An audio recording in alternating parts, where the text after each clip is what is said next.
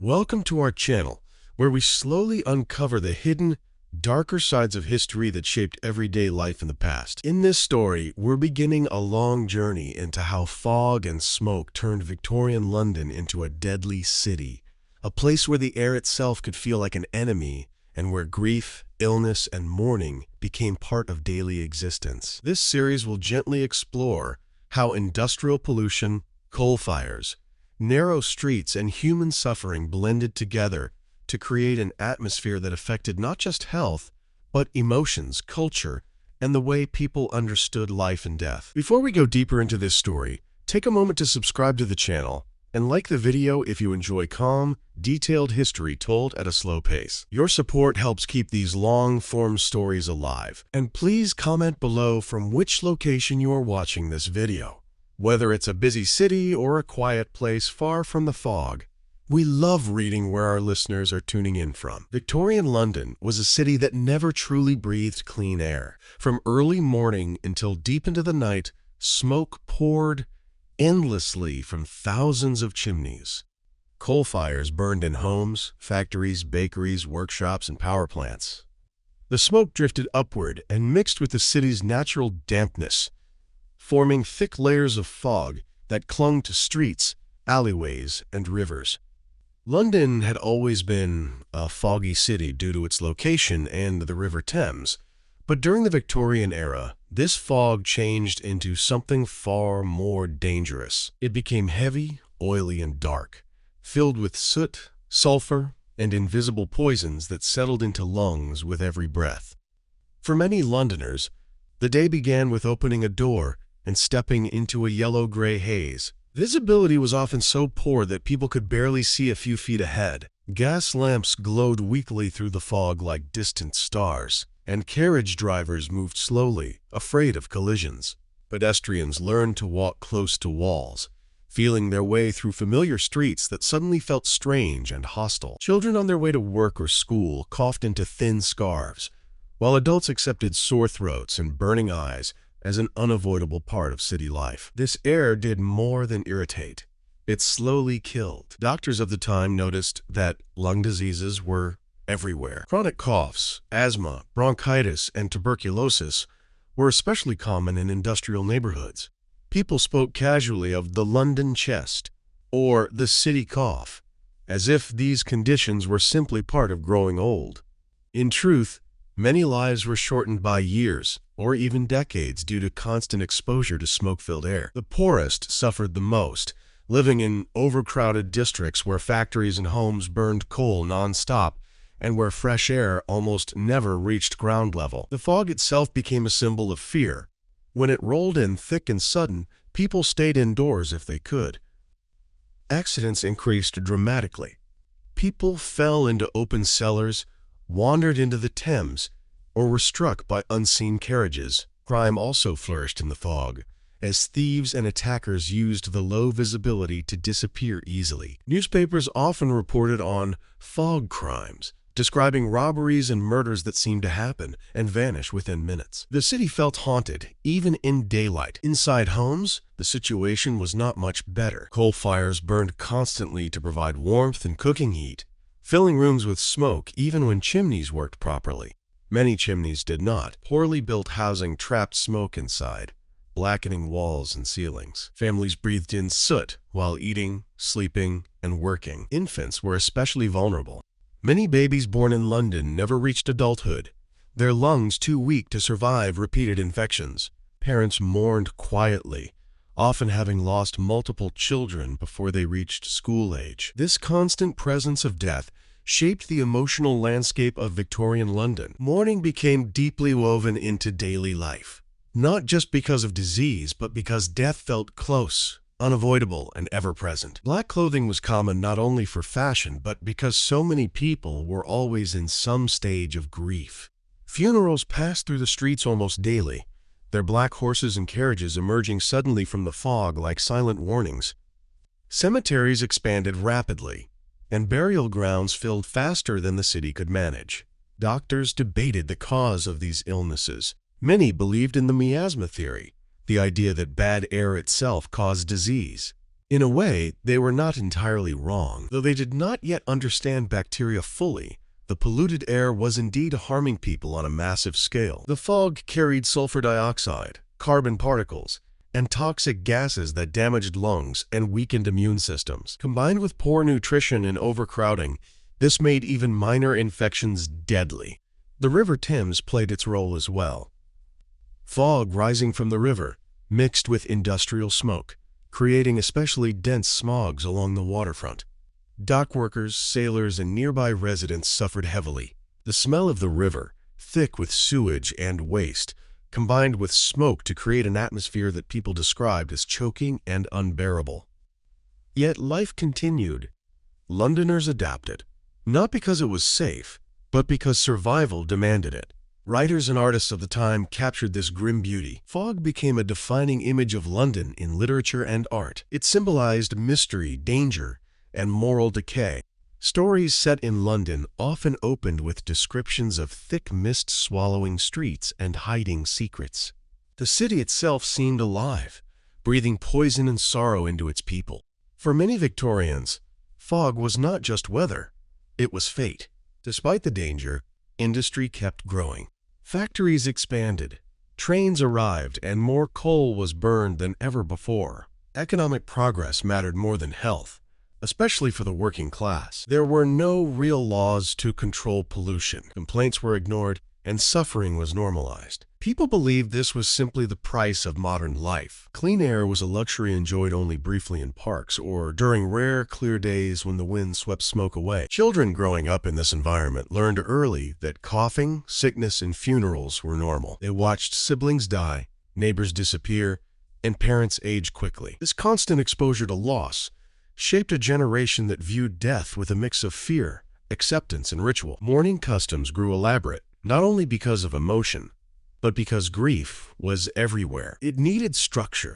It needed rules. As night fell, the fog often thickened. Gas lamps reflected off swirling smoke, creating halos of light that blurred into darkness. The city quieted, but the air remained heavy. Breathing felt laborious. Those with weak lungs dreaded nighttime, when coughing fits worsened and sleep became difficult. Many people died quietly in the night, their passing discovered in the morning haze. And yet, London endured. People loved, worked, married, and dreamed within this poisoned atmosphere. The fog shaped their routines, their health, and their beliefs.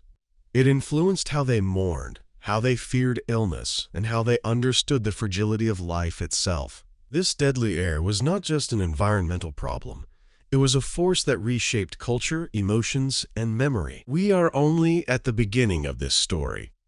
In the next parts, we will slowly explore how smoke and fog affected daily routines, medical understanding, child mortality, mourning traditions, and eventually how the city began to fight back against the air that was killing it. The fog did not arrive suddenly in Victorian London. It crept in slowly, becoming thicker year by year, until people could no longer remember what truly clear air felt like. By the middle of the 19th century, the city had grown so vast and crowded that smoke had become a permanent resident. Coal was the lifeblood of London. It heated homes, powered factories, fueled trains, and baked bread. Every chimney added its breath to the sky, and the sky, heavy with moisture, pushed it all back down again. For working families, the day often began before sunrise, when the fog was at its worst. Men left cramped homes for factories or docks, their silhouettes disappearing almost immediately into the gray-yellow air. Women stepped outside to fetch water or food, pulling shawls tightly around their faces, knowing the cold, damp smoke would settle into their lungs. Children followed familiar paths to workshops and schools by memory alone, counting steps and doorways because their eyes could not guide them. The fog was not uniform. Some days it was thin and ghostly, allowing shapes to emerge slowly. Other days it was thick enough to stop traffic entirely. Omnibuses halted, trains were delayed, and ships on the Thames sounded horns constantly, trying not to collide with one another. Businesses lost money, but life did not stop. Londoners adapted, as humans often do, to conditions that would have once seemed unbearable. Inside factories, conditions were even worse. Windows were kept shut to retain heat, trapping smoke and dust inside. Textile workers inhaled fibers mixed with coal soot. Metal workers breathed in fumes that burned the throat. Many workers coughed continuously, their lungs slowly stiffening with damage. Doctors noticed patterns but lacked the authority or political support to demand real change. Illness was blamed on weakness, poverty, or fate. Hospitals filled with patients suffering from respiratory diseases. Wards were crowded, and the air inside was often no cleaner than the streets outside. Tuberculosis, known as consumption, spread easily in these environments. Victims grew thin, pale, and weak, coughing blood as their lungs failed. Families watched loved ones fade slowly, sometimes over years. Death did not shock, it exhausted. The poor lived closest to the worst pollution. Industrial districts were often packed tightly, with cheap housing built right beside factories. The rich could afford larger homes, cleaner neighborhoods, and occasional escapes to the countryside. This difference in air quality created a divide not just of wealth, but of survival. Life expectancy varied dramatically, depending on where someone lived within the same city. Children were especially vulnerable. Their lungs were still developing, and many never had a chance to grow strong. Infant mortality rates were devastatingly high. Parents learned not to become too attached too quickly, a quiet, emotional defense against constant loss. Tiny coffins were a common sight, carried through fog-filled streets toward overcrowded burial grounds. Schools often closed during severe fogs, not for safety, but because teachers and students simply could not reach them. When classes did continue, children sat coughing in dim rooms, struggling to concentrate as smoke stung their eyes. Education competed with survival, and survival usually won. The fog also changed how people perceived time and space. Days felt shorter and darker. Winter seemed endless. Sunlight became rare and precious. When the fog lifted, even briefly, Londoners spoke of it with relief and wonder, as if nature itself had granted a small mercy. Parks filled quickly on clear days, people desperate to breathe deeply while they could. Social life adjusted around the air. Evening gatherings were quieter, shorter. Walking at night was dangerous, not just because of crime, but because one could easily become lost. Familiar streets vanished into blankness. Sounds became more important than sight. Footsteps, voices, carriage wheels, church bells. London learned to listen. The constant presence of smoke also shaped architecture and design. Buildings darkened quickly, their stone facades stained black. Statues lost detail beneath layers of soot. Interiors were decorated with darker colors, partly for fashion, partly because lighter shades showed dirt immediately. Even clothing choices reflected the environment. Dark fabrics hid stains and soot better, reinforcing the already somber tone of Victorian life. Religion played a complicated role in this atmosphere. Churches were full, not only out of faith, but fear. Death felt close, and people sought reassurance that suffering had meaning.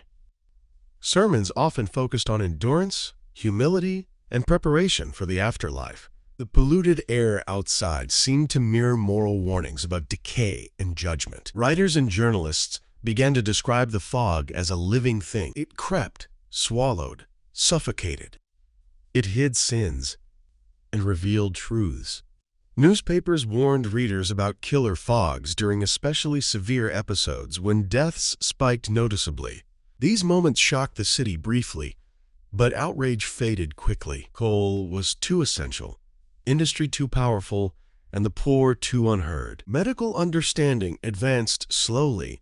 Some doctors began to suspect that the air itself was responsible for widespread illness. Others still believed disease came from moral weakness or inherited flaws. Without clear scientific proof and without political will, pollution continued unchecked. The city accepted its poisoned air as the cost of progress. At the same time, the fog became part of London's identity. Artists painted it. Tourists described it. Stories used it as atmosphere and metaphor. It made London mysterious, dangerous, unforgettable. For those who lived there, however, It was less romantic and more relentless. Death rituals adapted to this environment. Funerals were held quickly, sometimes delayed by fog so thick that mourners could not reach cemeteries. Processions moved slowly, bells ringing softly through the haze. Cemeteries themselves were often shrouded, gravestones emerging like shadows. Mourning felt amplified by the setting, grief blending seamlessly with the gray surroundings. People learned to live cautiously. Those with lung problems avoided the worst days if they could. Scarves, handkerchiefs, and makeshift masks were common, though they offered little real protection. Home remedies promised relief but rarely delivered it. Cough syrups, tonics, and elixirs filled shop windows, offering hope in bottles. Despite everything, Londoners endured. They formed communities, supported neighbors, shared warnings about bad fog days, and helped one another through sickness and loss. Human connection became a survival tool as important as warmth or food. This poisonous atmosphere did not just harm bodies, it shaped minds. Living under constant threat changed how people thought about life, ambition, and mortality. Plans were shorter. Expectations were lower. Gratitude for small comforts grew stronger. The fog and smoke were not just environmental problems. They were silent forces that shaped behavior, emotion, and belief. They blurred the line between living and dying, between normal life and constant danger. In this city, death was never far away, and the air itself seemed to remind everyone of that truth. In the next part of this story, we will move deeper into the streets and homes of Victorian London to see how families tried to protect themselves, how doctors struggled to understand what was happening, and how the fog slowly became recognized not just as an inconvenience, but as a public health disaster waiting to be confronted. As the years passed, Victorian Londoners began to notice that the fog was no longer just an inconvenience or a familiar nuisance. It was something far more sinister. What had once been accepted as a natural feature of the city slowly revealed itself as a silent, creeping threat that touched every corner of life. By the mid to late Victorian period, the connection between fog, smoke, and sickness became impossible to ignore, even for those who resisted change. Doctors working in London's poorest districts saw the pattern clearly. Entire streets seemed permanently ill. Families moved into a house healthy enough, and within a few years, everyone developed the same deep cough. Children wheezed in their sleep. Elderly residents rarely lived long after their hair turned gray. Medical journals began to fill with reports describing inflamed lungs, blackened tissue discovered during autopsies, and patients whose breathing sounded like paper tearing slowly apart. Yet even with growing evidence, there was still no single enemy to fight, only the air itself. The fog behaved like a living creature. It crept under doors, slipped through cracks in windows, and settled low in rooms where families slept. Even indoors, people were never truly safe. In winter, coal fires burned constantly, sealing smoke inside tightly shut homes. Many families believed fresh air was dangerous, especially at night, so windows stayed closed. This trapped pollution inside, exposing people to it for hours while they slept. Morning brought no relief. Only the same air, slightly colder, slightly heavier. Children growing up in this environment rarely knew what clean air felt like. Their first memories often included coughing fits, sore throats, and doctor's visits that offered little more than syrup and advice to rest. Playgrounds were scarce, and outdoor play was discouraged during heavy fog days. Instead, children stayed indoors, breathing stale air thick with soot. Many never developed strong lungs, and by adulthood their bodies were already worn. Schools, when open, were filled with sick children. Teachers struggled to maintain order in dim classrooms, where sunlight barely reached the desks. Lessons were interrupted by coughing spells. Some children fainted. Others simply stopped coming, forced into work early when illness made education seem pointless. Fog and smoke quietly stole futures before they even began. Hospitals, too, became places of despair. Overcrowded wards held patients suffering from the same symptoms: shortness of breath, fever, chronic coughing. Nurses moved quickly between beds, opening windows when possible, though even the outside air brought little improvement. Doctors debated endlessly. Some insisted disease came from moral weakness or poor habits. Others suspected the air But without political backing, their warnings went unheard. The fog also shaped fear in the city.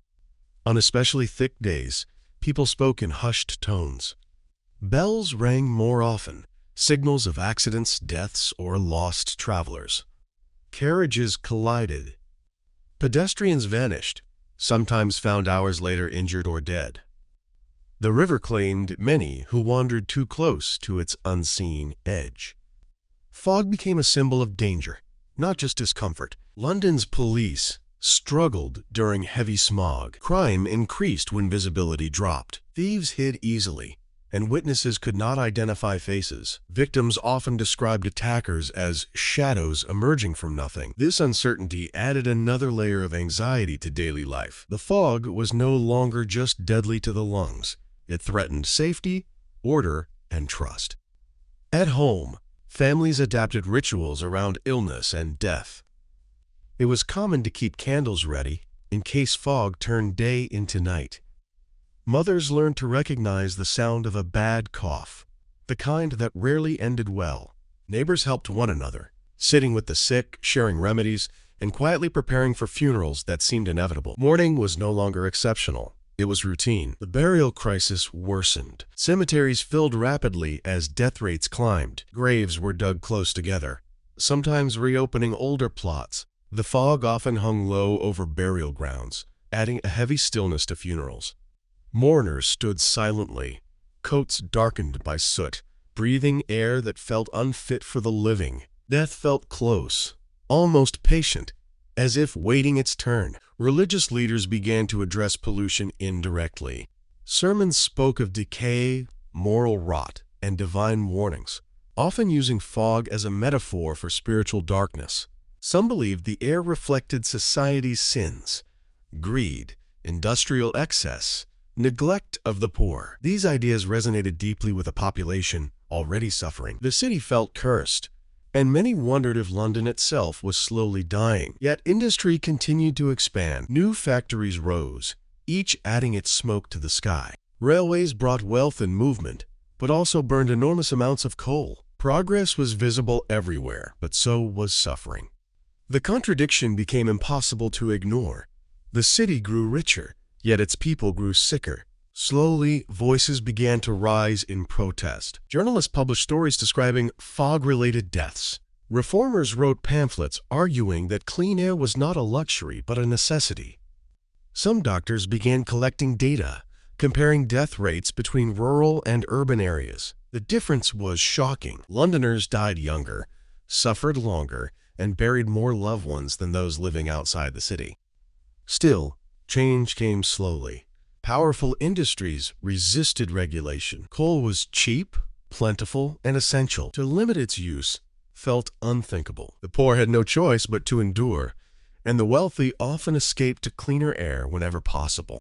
Fog became a class divider as much as a health hazard. Emotionally, the city grew weary. People learned not to expect long lives. Plans were made cautiously. Joy was quieter, tempered by the knowledge that sickness could arrive without warning. This constant exposure to mortality shaped how Victorians loved, mourned, and remembered. Life felt fragile, temporary, and always under threat. And yet, beneath the soot and sorrow, something else was forming. A growing awareness that this was not inevitable. That the fog was not a natural curse but a man-made one. That if humans had created this deadly air, humans might one day control it. That realization would take time to grow, and it would be driven by tragedy, evidence, and persistence. In the next part of this story, we will explore how scientists, doctors, and reformers began to challenge old beliefs, how the fog finally started to be blamed not on nature or fate, but on industry itself, and how the idea of clean air slowly transformed from a dream into a demand. By the later years of the Victorian era, the fog was no longer something people merely complained about in passing. It had become a subject of debate, fear, and growing anger. What once felt unavoidable was now being questioned. More Londoners began to sense that the air choking their city was not an act of nature, but a consequence of human choices. This shift in thinking marked a slow but powerful turning point. Doctors were among the first to push back publicly.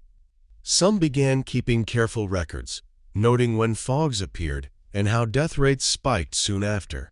Hospital admissions surged during heavy smog days, especially for respiratory illnesses. Autopsies revealed lungs darkened by soot, hardened and scarred in ways that could not be explained by age alone. Though medical science was still limited, patterns were becoming impossible to ignore. The air was killing people. At the same time, journalists played a crucial role. Newspapers began publishing vivid descriptions of fog disasters, stories of children collapsing on their way to school, elderly men found dead in doorways, ships crashing on the Thames because captains could not see the riverbanks. These articles reached households across the city, turning private suffering into shared outrage. The fog was no longer just unpleasant. It was publicly acknowledged as dangerous. Middle-class Londoners, who had once accepted the fog as part of city life, started to grow uneasy. Their children were falling ill. Their own breathing felt heavier each winter. They noticed how quickly soot accumulated inside their homes, how often servants were sick, how funerals seemed endless. Unlike the poor, they had voices that carried weight. Their complaints reached city councils, doctors' associations, and reform groups. The idea was radical at the time, that industry should be limited for the sake of health. Factory owners resisted fiercely. Coal meant profit. Smoke meant production. To restrict it felt like an attack on progress itself. Yet, pressure continued to build. Some factories experimented with cleaner burning methods, though these were expensive and rare. Public lectures were held, explaining how coal smoke behaved in damp air, how it trapped heat and toxins close to the ground. The fog was described not as mist, but as a chemical soup. This language mattered. It transformed fog from a weather condition into a public health hazard. Once named, it could be challenged. The poor, however, still suffered the most. While debates unfolded in meeting halls, families in industrial districts continued to breathe the worst air. Their voices were rarely heard. They lacked time, money, and political power. Many accepted illness as fate. Others grew bitter, watching reform inch forward while children died quickly and quietly. Fear of fog days became routine. People checked the air before leaving home. Employers delayed work when visibility vanished. Schools closed more often. Entire sections of the city slowed to a crawl. The fog dictated schedules, moods, and movement. London was no longer in control of itself. Emotionally, this period was marked by exhaustion. Generations had lived under polluted skies. Grief felt endless. Yet beneath the fatigue, there was a growing sense of injustice. Death caused by air felt different than death by age or accident. It felt preventable. That idea unsettled people deeply. Religion adapted as well. Some clergy began framing clean air as a moral responsibility, arguing that poisoning the environment was a sin against both God and humanity.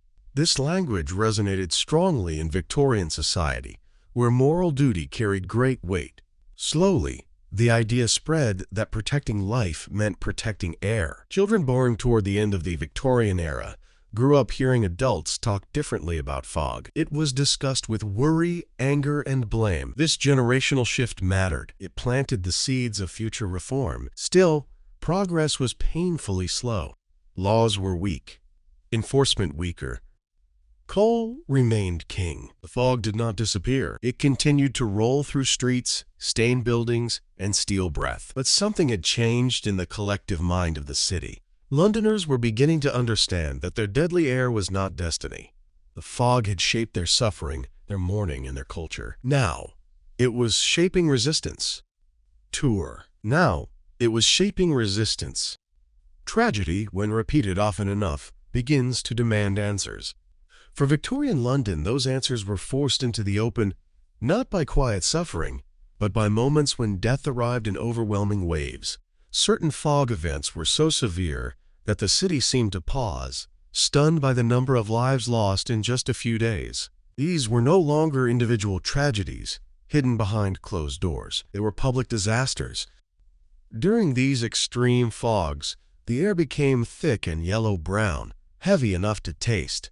People described it as oily, clinging to skin and clothing. Breathing felt like pulling air through damp cloth. Horses collapsed in the streets. Birds fell from the sky. Even healthy adults struggled to stay upright. Hospitals overflowed almost instantly. Doctors and nurses worked without rest, watching patients suffocate slowly as their lungs failed to draw in oxygen. Death registers told a grim story. On severe fog days, mortality rates doubled or even tripled. The elderly and the very young were hit first, but soon even strong laborers began to fall ill. Chronic bronchitis turned deadly. Asthma attacks became fatal. Tuberculosis patients deteriorated rapidly. Families who had lived with illness for years suddenly faced death within days. Newspapers began using urgent language. Journalists listed death counts, street by street. The public could no longer ignore what was happening. Grief turned into anger. People asked why the same disasters happened every winter, and why nothing changed. Funeral services became relentless. Black-draped carriages moved constantly through the fog, their wheels muffled by damp streets. Churches rang bells so often that the sound became part of the city's background noise. Gravediggers worked without pause. Cemeteries expanded again, swallowing fields and gardens that once offered breathing space. Mourning rituals intensified. Entire neighborhoods seemed dressed in black. Windows were covered with crepe. Shops closed briefly, not for holidays, but for funerals. Death no longer felt personal. It felt communal. Everyone knew someone who had been lost to the air. Doctors, now desperate, spoke more openly. Some testified before councils, describing lungs black as coal, and patients whose airways were burned from the inside. Though germ theory was still developing, the link between smoke and death was undeniable. Medical voices grew louder, more urgent, more difficult to silence. Reformers used these disasters as proof. Pamphlets circulated showing statistics and first-hand accounts. Public meetings filled with angry citizens demanding action. Smoke was no longer just unpleasant. It was officially deadly. The phrase public health gained new meaning, yet resistance remained strong. Factory owners argued that limiting coal use would destroy livelihoods. Politicians feared economic collapse. Some claimed the fog was exaggerated, a seasonal nuisance dramatized by the press. Others argued that London had always been foggy and always would be. But the dead told a different story. These disasters changed how people mourned. Grief became tinged with blame. Loss felt unnecessary. Parents buried children knowing the cause was not fate, but polluted air. This knowledge deepened sorrow and hardened resolve. London stood at a crossroads. The fog had revealed its true cost, not just in illness, but in lives measured by the thousands. The city could no longer pretend ignorance. The city could no longer pretend ignorance. By the time Victorian London reached the later decades of the 19th century, the fog was no longer just a background feature of city life. It had become an enemy with a name, a cause, and, slowly, a list of people willing to challenge it. What changed was not just science or politics, but attitude. This city had crossed a psychological threshold. Londoners were beginning to believe that suffering was not inevitable. Early efforts to control smoke were hesitant and uneven. Local councils discussed regulations, but enforcement was weak. Some districts attempted small reforms, encouraging factories to burn coal more efficiently or to raise chimney heights so smoke would disperse higher into the air. These measures helped little. The fog still formed, settling heavily between buildings and along narrow streets. Yet even these small steps marked an important shift. Responsibility was finally being acknowledged. Medical voices grew stronger and more coordinated. Doctors began forming associations focused on public health, rather than individual treatment alone. They argued that curing illness was meaningless if the environment continued to make people sick. Reports were written, shared, debated. Mortality data became harder to dismiss. Patterns showed clearly that fog events were followed by waves of death. Numbers gave weight to suffering. Public awareness deepened. Ordinary Londoners learned new words: pollution, smoke abatement, atmospheric poisoning. These ideas slowly entered everyday conversation. Parents worried not only about food and shelter, but about air. Some families tried to move to higher ground, believing elevation might offer cleaner breathing. Others planted small gardens or kept windows open despite the cold, desperate for freshness. The divide between rich and poor became sharper. Wealthier citizens increasingly escaped London during the worst months, traveling to the countryside or seaside.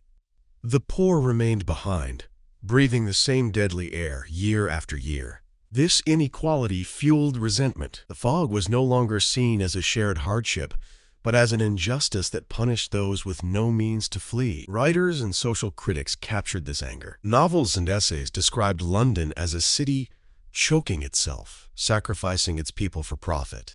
Fog became a symbol of industrial excess and moral failure. Art that once romanticized mist now depicted suffocation, blindness, and decay. The tone shifted from mystery to warning.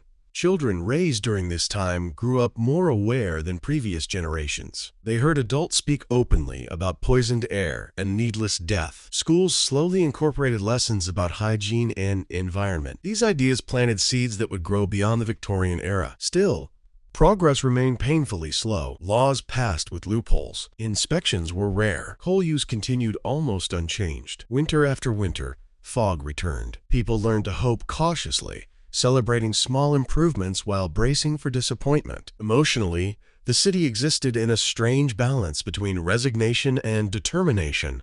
Londoners no longer accepted fog quietly, but they also did not yet believe it could be defeated.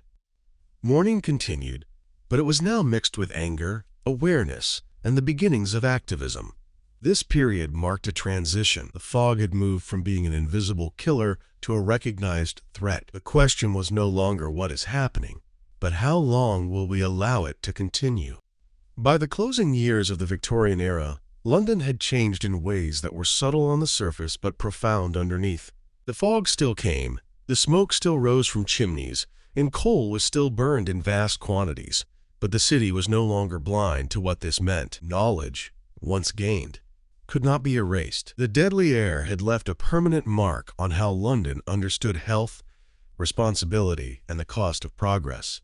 A new generation of reformers emerged, shaped by childhood spent coughing through winters and watching relatives fade from lung disease. These men and women carried memories of fog-filled streets and overcrowded hospitals, and they spoke with urgency. They argued that clean air was not a luxury, but a basic human need. Their voices were stronger because they carried evidence, experience, and growing public support. Public health began to transform from a quiet concern into a structured discipline. Cities started collecting data not only on deaths, but on causes linked to environment.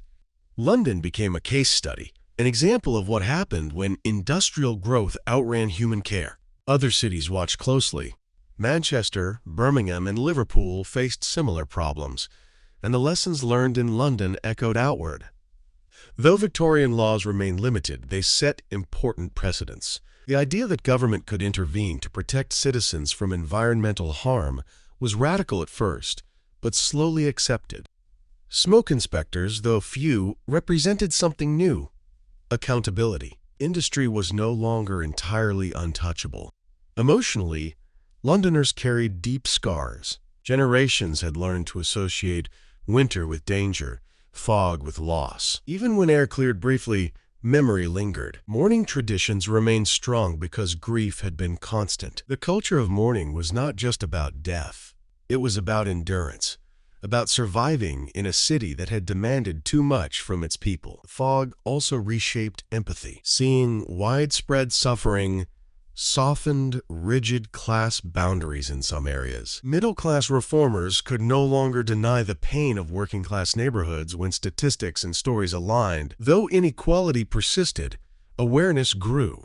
Victorian London did not solve its air problem, but it learned from it. The city's suffering became a warning passed forward through time. Later generations would remember these lessons when faced with even worse disasters. The fog had changed London forever. It had taught the city that progress without care could be deadly, that environment and health were inseparable, and that silence in the face of suffering allowed tragedy to repeat itself. By the time the Victorian era drew to a close, London was no longer simply a city wrapped in fog.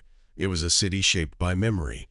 The smoke-filled air, the yellow-black skies, the endless coughing, and the quiet funerals had carved themselves into the collective mind of its people. Even as technology advanced and new generations emerged, the legacy of that poisoned atmosphere lingered. The fog had done more than damage lungs. It had altered how London understood life, death, responsibility, and progress itself. The transition into the early 20th century did not immediately bring clean air. Coal was still burned, chimneys still smoked, winter fogs still arrived, but something fundamental had shifted. The city had learned to recognize cause and effect. No longer was deadly air blamed solely on weather, fate, or divine will. It was now understood, slowly, imperfectly, but clearly, that human systems had created human suffering. This realization marked one of the most important turning points in urban history. London became a lesson written in soot and grief. Reformers, doctors, engineers, and lawmakers looked back at the Victorian decades not with nostalgia, but with warning. Reports referenced past fog disasters. Mortality records were studied. Testimonies from physicians who had watched patients suffocate during smog events became historical evidence. The dead, though silent, had finally gained a voice. As the city expanded into the modern age, infrastructure slowly changed. Electricity began to replace gas lighting. Cleaner fuels were discussed, though not yet widely adopted. Housing standards improved in some areas. Sewer systems, ventilation, and urban planning took air quality into account in ways Victorian builders never had. None of this erased the past, but it acknowledged it. The emotional impact of Victorian pollution carried forward in subtle ways. Families who had lost grandparents, parents, or siblings to the cough passed down stories. Children were warned about fog days, even decades later. The fear lingered, especially among those who remembered the worst winters. Londoners developed a unique sensitivity to air, its smell, its thickness, its weight. This sensitivity would matter. In the mid-20th century, when London faced another catastrophic smog, the Great Smog of 1952, it was history that gave context. Thousands died in just days, echoing Victorian patterns almost exactly. But this time, denial was impossible. The past rose up to demand action. The Clean Air Acts that followed were born not just from modern tragedy, but from a century of accumulated suffering. In this way, Victorian London did not suffer in vain. Its agony became evidence. Its mourning became memory. Its fog became a warning sign written across generations. The strange culture of mourning that defined the Victorian city also transformed. While black clothing and rigid rituals eventually faded, the deeper emotional patterns remained. Victorians mourned publicly because death was everywhere. Modern London mourned differently, but with an inherited awareness that life could be fragile when systems failed. Cemeteries that expanded rapidly during the Victorian era became historical spaces, visited not just to remember individuals, but to remember an era when air itself was lethal. Gravestones told quiet stories of children lost young, of entire families buried close together. These places became classrooms without walls. Literature, too, preserved the memory. Fog remained a powerful symbol in London's identity. Not as romance, but as reminder. Writers used it to evoke danger, neglect, and consequence. The city never fully separated itself from that image because it carried truth. Perhaps the greatest legacy of Victorian London's deadly air was the birth of environmental responsibility. The idea that governments must protect citizens from invisible threats, pollution, toxins, systemic harm, can be traced directly back to cities like London learning through loss. Public health evolved because private suffering became impossible to ignore. The fog had taught London something brutal but necessary. Progress without care is not progress at all. Today, when people speak of clean air as a right, when cities monitor pollution levels, when environmental laws are debated, they echo Victorian lessons whether they realize it or not. The coughing children, the overworked doctors, the endless funerals, all of it forms the foundation of modern awareness. London survived its deadliest air, but it was changed forever. The city learned to mourn not just people, but mistakes. And in that mourning, it learned to protect life. As this long story comes to rest, Imagine Victorian London one last time, not frozen in fog, but slowly clearing. Brick buildings emerging, light reaching streets, people breathing a little easier, carrying with them the memory of what the air once stole. History does not fade quietly. It lingers, like mist at dawn, reminding us of what was endured and what must never be repeated. Thank you for staying with this story, from the first breath of smoke to the long exhale of change. Good night. Welcome to our channel, where we dive into fascinating historical topics that have shaped society as we know it. In today's video, we're going to explore a question that might surprise you. Were Victorian Londoners really obsessed with death? During the Victorian era, death was a prominent part of daily life, with a culture of mourning that might seem unusual to us today. In a society that was undergoing rapid change, both socially and technologically, death was something that touched everyone deeply. Today, we'll examine the strange yet profound culture of mourning that prevailed in Victorian London, the rituals, the symbols, and the role that death played in the lives of ordinary people. Before we dive into the story, make sure to subscribe to our channel and like the video if you find these deep dives into history interesting. Your support means a lot and helps us bring more of these fascinating stories to life.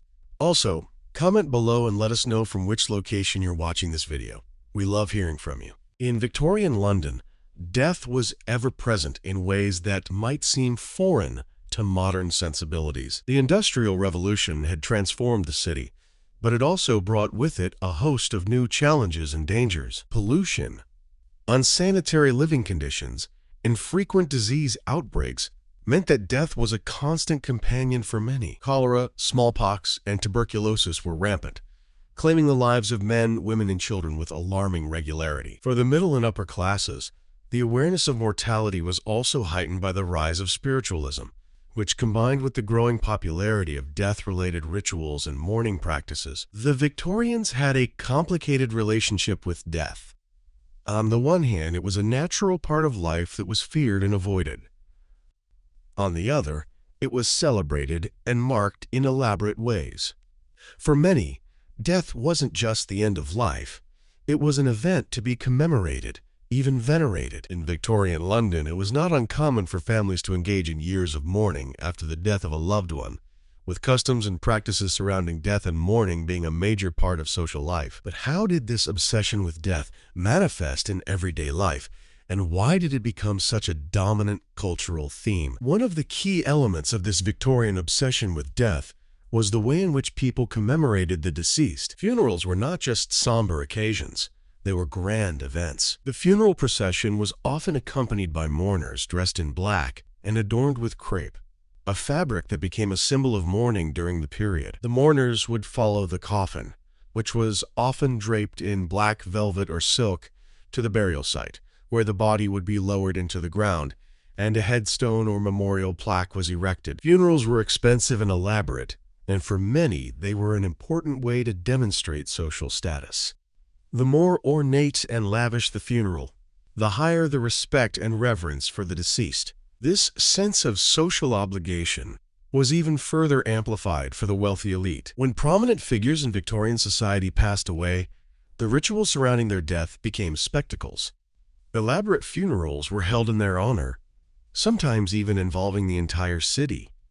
Londoners who could not afford such grandeur still adhered to the cultural norms of mourning, but their funerals would generally be less extravagant, depending on their social standing.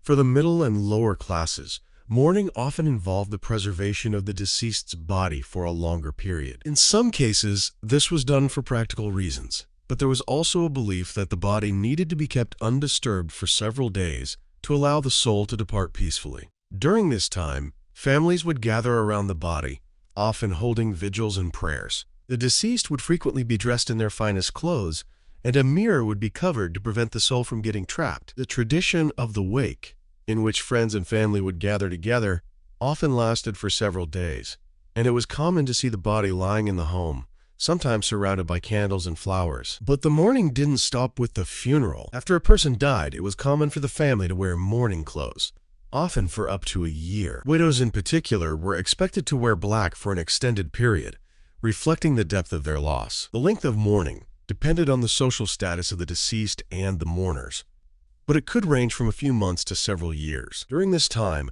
mourning rituals would often involve wearing black veils, using mourning stationery for correspondence, and even adopting new social behaviors, such as avoiding parties or festivities. The fashion for mourning attire became so influential that it dictated the types of clothing and accessories available in stores. The Victorian mourning culture was also influenced by the growing trend of spiritualism. As spiritualism became increasingly popular, many Victorians sought ways to connect with the spirit world in order to communicate with the dead. Seances became a common practice, and people gathered in dimly lit rooms, hoping to make contact with their loved ones who had passed on. The spirit photographs of the era, which purported to capture the images of spirits alongside the living, also became a popular commodity. The advent of post-mortem photography, where photographs were taken of the deceased, often in lifelike poses, was another way to commemorate the dead. These photographs were considered a form of memorialization and were kept by families to remember their lost loved ones. While mourning rituals were an essential part of Victorian culture, they were also deeply rooted in the fear of death and the afterlife. Victorian society was heavily influenced by Christianity, and many Victorians believed that death was not the end, but a transition to another world. The fear of the unknown and the desire for salvation drove many of the practices and beliefs surrounding death. Funerary rituals, religious services, and the desire to create elaborate tombs were driven by the belief that one's actions in life had a direct impact on their fate in the afterlife. For some, this fear was so overwhelming that it led to the construction of lavish mausoleums and elaborate memorials in cemeteries, serving as both a way to honor the deceased and a reassurance for the living that their loved ones would be well cared for in the afterlife. Mourning was also a way for the living to express their grief and affection for the deceased. In the absence of other means of emotional expression, death provided a socially accepted outlet for emotions that were often repressed in the everyday life of the Victorians. The rituals surrounding death allowed for the grief to be channeled into something tangible, something that could be shared with others and given form. It was a public event that could bring communities together, but it was also a deeply private experience for individuals who were often mourning the loss of loved ones in an unforgiving and industrializing world. The Victorians, in many ways, lived with death as a constant companion. Their obsession with mourning wasn't just about a desire to remember or honor the dead.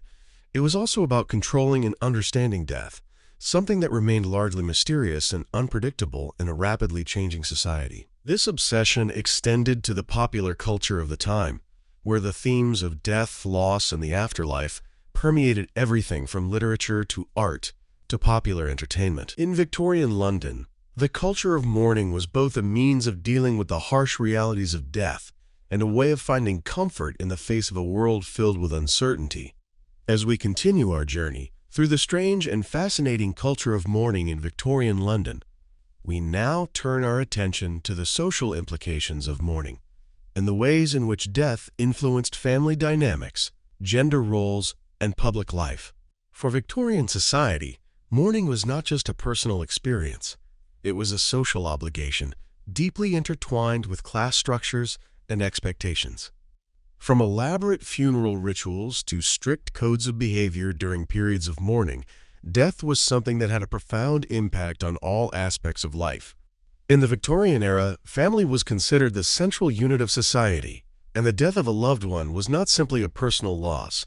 It was a loss that affected the entire family unit and their place in society. The head of the household, typically the father, was seen as the protector and provider. When he passed away, the family was not only dealing with emotional grief, but also the social and financial consequences of losing the patriarch. The widow, often expected to enter a long period of mourning, would face a shift in her social status. The long periods of mourning dress, particularly the requirement for women to wear black veils, indicated that she was not to participate in social life in the same way. This was a way of signaling her grief and mourning to society. During this time, society had a strict expectation of how long a widow should mourn for her husband. This could last anywhere from a year to several years, and during this period the widow was expected to withdraw from public life. Her social calendar would be filled with funeral rituals, memorial services, and regular visits to the grave of her late husband. This cultural expectation of mourning was often rigid and socially enforced, with the widow receiving public sympathy but also having to adhere to a very specific code of behavior. A widow was not allowed to remarry too quickly, and many felt societal pressure to remain devoted to the memory of their late husband. For children, especially young girls, mourning practices were slightly different but no less significant. Children were often involved in the rituals of mourning, with mourners' attire being especially significant for daughters. Little girls would wear black dresses, and even toys might be placed around the deceased's body, symbolizing their connection to the loss of their parent. These practices emphasized the strong emotional connection that children were expected to feel for their deceased parents, even at a young age. In the case of a child's death, Victorian society took a particularly different approach to mourning. The loss of a child was deeply mourned, but there was a certain level of compassion and sympathy reserved for parents who lost children, given the high infant mortality rate during the Victorian era. Families who had lost children were often offered a unique type of compassionate mourning, a social understanding of the heartbreak that came from burying one's own child. For parents, the loss of a child could mean not only a loss of emotional support, but also the loss of their future family lineage. In such cases, family graves or memorial plaques were seen as ways to honor children, sometimes creating entire family mausoleums to keep their memory alive. In terms of social obligations, mourning also served as a way for society to exert its control over individual emotions and public behavior. Those mourning were expected to adhere to a prescribed set of actions that defined who they were socially during this period. In public spaces, grieving families were expected to be subdued, dignified, and composed. For men, mourning was expected to be more private, and they were rarely subject to the visual markers of mourning that women were, such as black veils or funeral attire. However, the grieving process for men was still controlled by societal expectations, often demanding that they step into the role of supporter for their families during the mourning period. Public mourning also became an industry of sorts. The growing demand for elaborate funerals, mourning attire, and memorials created a whole economy around death. Mourning jewelry, which was made from jet or hair from the deceased, became highly fashionable. Lockets, rings, and brooches were made as personal mementos that served as a constant reminder of the dead, keeping their memory alive in a more intimate way. Funeral services also became professionalized, with funeral directors, embalmers, and mourners hired to ensure that the ritual was carried out properly. These businesses grew in number as the demand for decorative coffins, customized gravestones, and special memorial services surged. One of the most fascinating aspects of the Victorian mourning culture was the rise of spiritualism, which became particularly popular after the deaths of prominent figures such as Prince Albert, Queen Victoria's beloved husband. Spiritualism, which focused on communicating with the dead through mediums and seances, became an integral part of Victorian mourning. Many people sought comfort in the belief that their loved ones could speak to them from beyond the grave, leading to the rise of spiritualist seances and the popularity of spirit photography. This belief in life after death gave the Victorians a way to deal with their grief in a more personal and connected manner, reaffirming their faith in the spiritual realm. The emergence of post-mortem photography, where families took photographs of their deceased loved ones, was another aspect of the era's obsession with death. The practice, though morbid by modern standards, was a way for families to memorialize the dead. These photographs often depicted the deceased in lifelike positions, as though still alive, and were displayed as part of the grieving process. These photos became cherished possessions, and for many, they were the only visual remembrances they had of those who had passed away. The presence of death and mourning also permeated Victorian art, literature, and popular culture. Writers such as Charles Dickens often included themes of death and loss in their works, using death as both a social commentary and a vehicle to evoke deep emotional responses from readers. Paintings, sculptures, and other forms of art frequently depicted grieving families, skulls, and images of the afterlife, further cementing death's place in the cultural consciousness. For the Victorians, death was not just an end, but a subject to be explored, mourned, and even celebrated. At the heart of the Victorian obsession with death was the fear of the unknown, a fear that was pervasive in an age where the boundaries between the living and the dead seemed more fluid. The rise of industrialization, advances in medicine, and rapid societal change left people yearning for a way to make sense of the inevitable death. The Victorian mourning rituals helped individuals not only honor the deceased, but also create a social structure that allowed them to manage their grief in a way that was acceptable to society. As we continue our exploration of the Victorian obsession with death and the culture of mourning, we now turn our attention to the emotional and psychological impact these mourning practices had on individuals and families. In a society that was steeped in ritualized mourning, where death was not just a personal loss but a public event, it is essential to understand how these customs affected the mental health and emotional well-being of those who grieved. For Victorians, the mourning process was both a cultural necessity and a deeply personal journey, one that shaped their perceptions of grief, loss, and the afterlife. The Victorian mourning period, which could last from a few months to several years, was a time of intense emotional strain. During this time, mourning was not merely a matter of personal sorrow. It was a performance that had to adhere to the strict expectations of society. Widows, for instance, were expected to wear black for an extended period, signaling their loss to the public. Their behavior was also scrutinized. Any signs of joy or socializing were considered inappropriate. This social pressure to mourn in a prescribed manner often had deep emotional consequences. Many widows felt trapped in their grief, not just by their emotions, but by the societal expectation that they should embody sorrow and restraint. The length of mourning was a sign of respect and devotion to the deceased, but it also imposed a kind of emotional imprisonment. The grief experienced during this period wasn't just about the death of a loved one. It was also about the loss of identity and status. For a widow, losing a husband meant more than the emotional pain of missing someone she loved. It also meant the loss of her role within the family and the community. She was expected to shift from being a wife to being a bereaved woman, and society often limited her opportunities for emotional healing. The extended mourning period created an environment in which grief could linger indefinitely, leaving many widows feeling emotionally drained, isolated, and disconnected from their former lives. The rigid mourning rituals prevented them from moving forward, forcing them to wear their sorrow as a public badge of respect for the deceased. Similarly, children who lost parents during this period were often immersed in mourning rituals that were intended to help them process their grief, but also added layers of complexity to their emotional experience. Many children were expected to take part in the mourning rituals, wearing black, attending services, and even engaging in post-mortem rituals, such as having their loved one's photograph taken. While these rituals were meant to provide children with a way to understand death,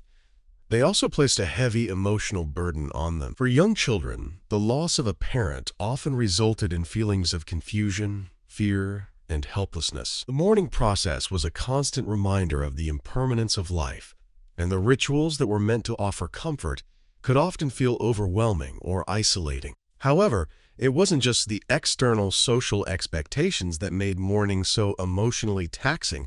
It was also the psychological toll that came from the way death was perceived in Victorian society. Death was seen as a finality, the end of life as individuals knew it. The Victorians had a deep-seated belief in the afterlife, but this belief also created an emotional tension. The grief of losing someone was compounded by the anxiety that the deceased might not be at peace in the afterlife. This belief in the uncertainty of the afterlife led to a sense of spiritual unrest. Victorians often felt that the living needed to play an active role in ensuring that the deceased found rest. The rise of spiritualism during this period, with mediums offering the chance to communicate with the dead, was a way to alleviate this uncertainty. While some found comfort in the idea that their loved ones could communicate with them, others became obsessed with the idea of keeping the connection between the living and the dead alive. Psychologically, the emphasis on mourning and the ritualized behavior surrounding death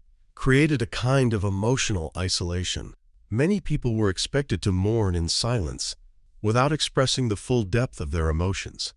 For men, particularly, the mourning rituals were often more private, and they were expected to internalize their grief. This created a bottling up of emotions, and for many, it resulted in a kind of emotional repression that could manifest in anxiety, depression, or physical illness. In an era where emotional expression was largely repressed, the cultural practices surrounding mourning compounded the difficulties people faced in coping with the emotional weight of loss. On the other hand, the social rituals of mourning also provided a cathartic release for many individuals, especially for women, who were given more space to publicly grieve. Funeral services, memorials, and community gatherings allowed people to express their sorrow in ways that weren't possible in daily life. These public displays of grief were not just personal catharsis.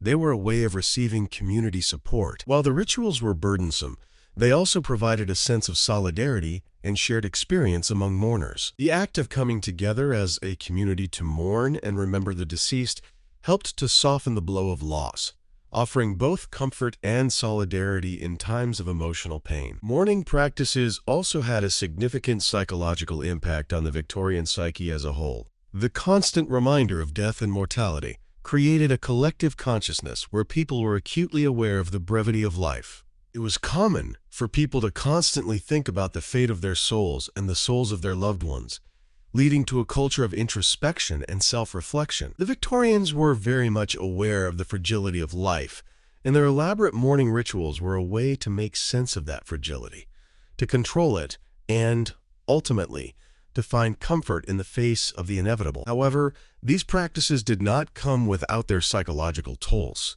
The emotional strain caused by the weight of grief, coupled with the societal pressures to mourn properly, was overwhelming for many. While some found solace in the rituals, others found themselves feeling trapped in their grief, unable to fully process the loss of their loved ones. The prolonged mourning periods created an environment where it was difficult to heal emotionally and mentally. For many, it wasn't just about commemorating the deceased.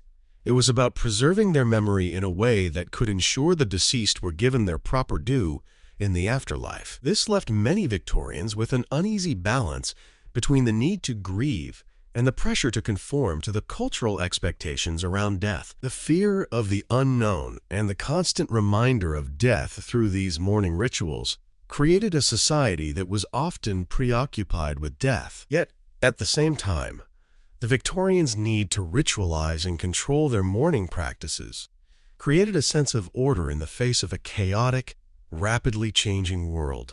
In a society marked by the Industrial Revolution, the rise of spiritualism, and widespread disease outbreaks, death was the one thing that everyone could relate to. Mourning became not just an act of grief, but a way of asserting control in a world that was rapidly shifting and uncertain.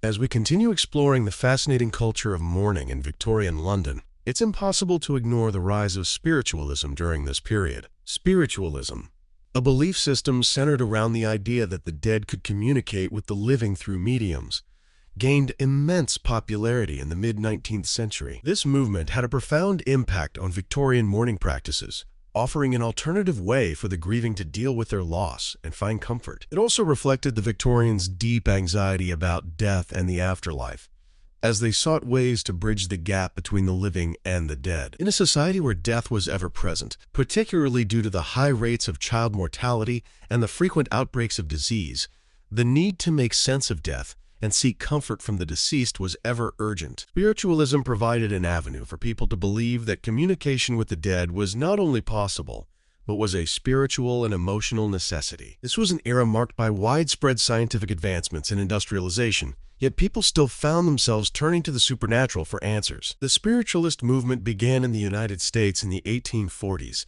with the famous Fox sisters in New York claiming to communicate with spirits through rapping sounds. The phenomenon quickly spread to Europe, where it found a receptive audience in Victorian London. Spiritualism was particularly popular among the middle and upper classes, who were experiencing the loss of loved ones but also wanted to stay connected to them. Public seances and private readings with mediums became a way for Victorians to experience a connection with the deceased. One of the most significant aspects of Victorian spiritualism was the rise of mediums, individuals who claimed to have the ability to communicate with the dead. These mediums, often women, would enter a trance and purportedly relay messages from the deceased to their loved ones. Seances became a common practice in the homes of wealthy families, and spiritualist parlors opened up in London, where grieving people could pay for a session to communicate with their loved ones who had passed away. These mediums were sometimes highly controversial, with critics dismissing them as frauds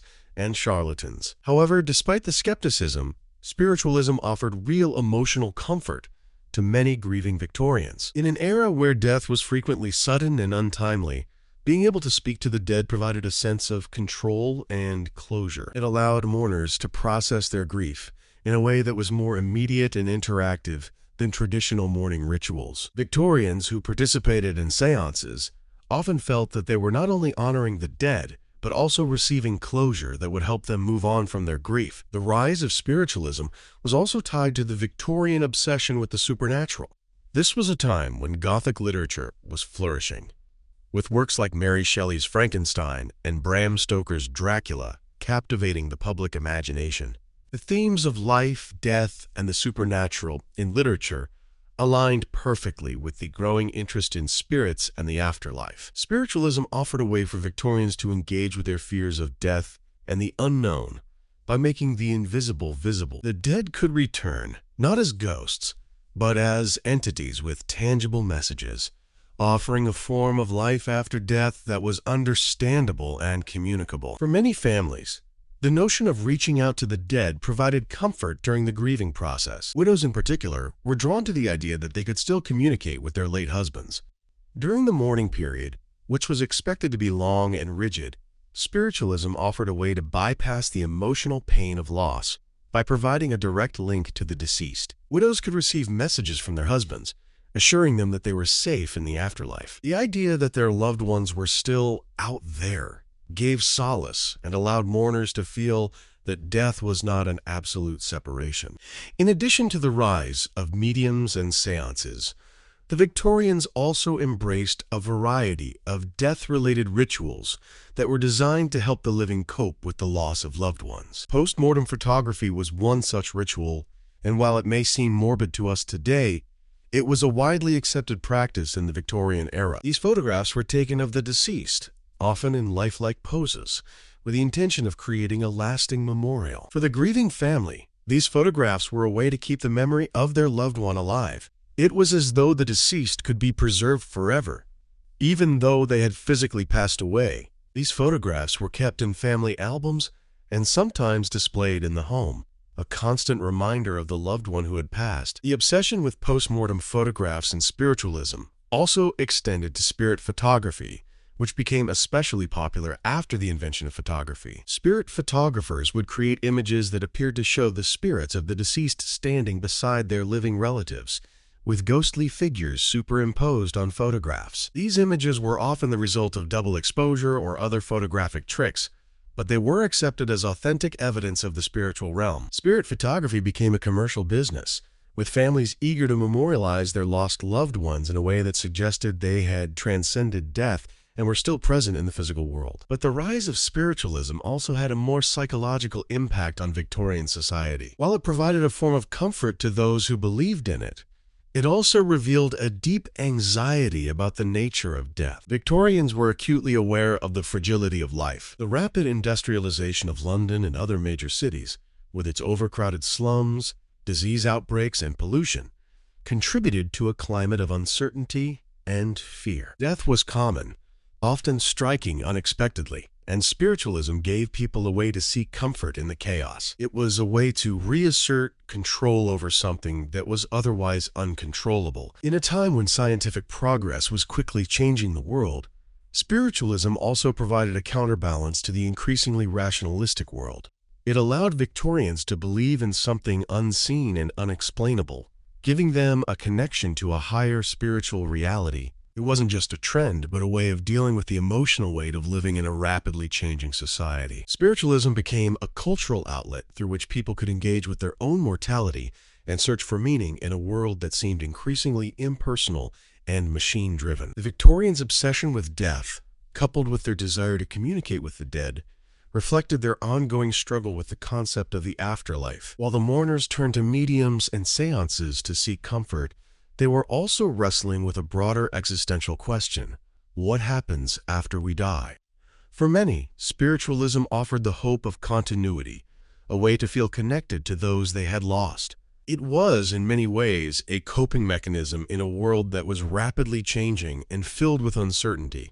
As we continued to explore the strange culture of mourning in Victorian London, it's essential to understand how the mourning rituals of this era have left a lasting mark on modern funeral practices. The Victorians' obsession with death, their elaborate mourning customs, and their societal need to give structure to grief have shaped the way we approach death and mourning today. Many of the customs that we associate with funerals, whether it's the wearing of black clothing, the funeral procession, or even the way we commemorate the dead, have their roots in Victorian culture. The rituals of mourning that the Victorians developed were deeply ingrained in society, and they became so standard that they transcended social class. While the elite might have been able to afford the more elaborate aspects of mourning, such as grand funerals or ornate memorials, the general population still followed many of the same customs. The common thread throughout Victorian mourning practices was the desire to create a structured, socially acceptable way of dealing with the overwhelming emotions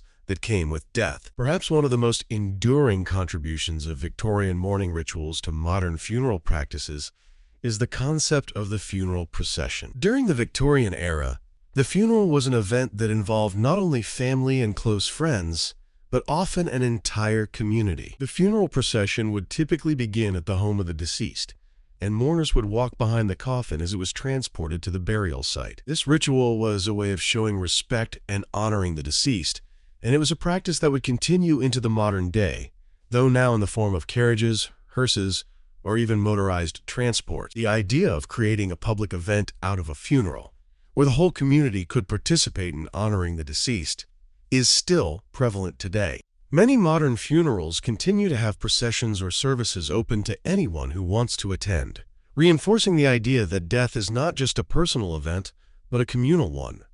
The public nature of the mourning process helped to establish a cultural norm that death should be acknowledged by those around you, allowing for the collective grieving of a community. Another critical influence of the Victorian mourning ritual is the symbolism that continues to define funeral practices. The black attire worn during the mourning period was one of the most recognized markers of loss in Victorian times, and it is a tradition that still persists today. Although modern funeral attire has evolved and become more varied, black remains the color most commonly associated with mourning. The custom of wearing black to signify grief and loss serves as a visible marker that signals to others that an individual is in mourning. This tradition of wearing dark, formal clothing at funerals provides a sense of respect and dignity during the grief process, aligning with the Victorian emphasis on restraint and decorum. The idea of wearing black and maintaining a certain level of formality during mourning has continued to shape modern funeral practices. Even in contemporary settings, many people still dress in black to attend funerals as a way of showing respect to the deceased and their family. This tradition, which was once a strict societal requirement, is still seen as an important element of modern mourning rituals, helping to maintain a connection to the past while also offering comfort during a time of emotional upheaval. The Victorians also believed in the importance of memorializing the dead, a practice that has influenced the way we commemorate loved ones today. The idea of creating a lasting tribute to the deceased, whether through headstones, grave markers, or memorial plaques, became a widespread custom in Victorian times.